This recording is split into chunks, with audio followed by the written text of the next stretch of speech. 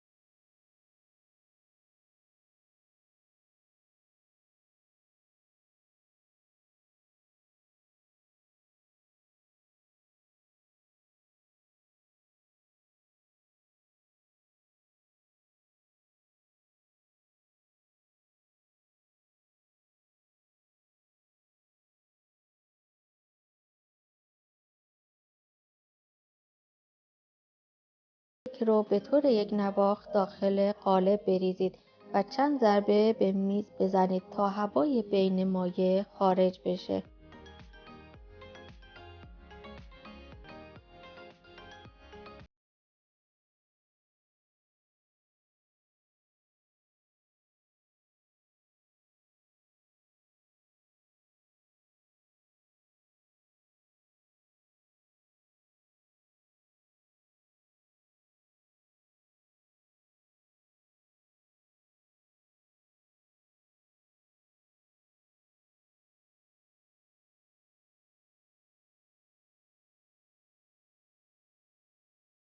رو با دمای 160 درجه سانتیگراد گرم کنید و 40 دقیقه زمان بدید تا کیک کاملا پخته بشه. خب این هم از کیک قهوه ما کاملا پف کرده و پخته شده.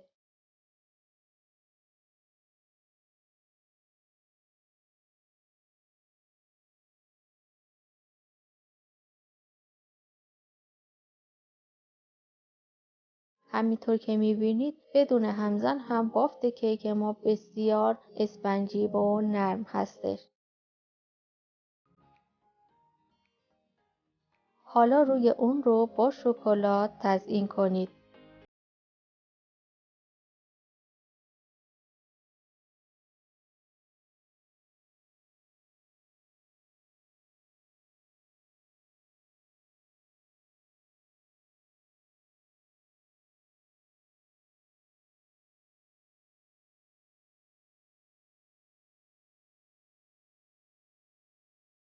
که تا انتهای ویدیو همراه من بودین. اگر از ویدیو خوشتون اومده اون رو لایک کنید، کانال من رو سابسکرایب کنید و زنگوله کنار اون رو بزنید که اگر ویدیوی جدید گذاشتم از اون باخبر بشید.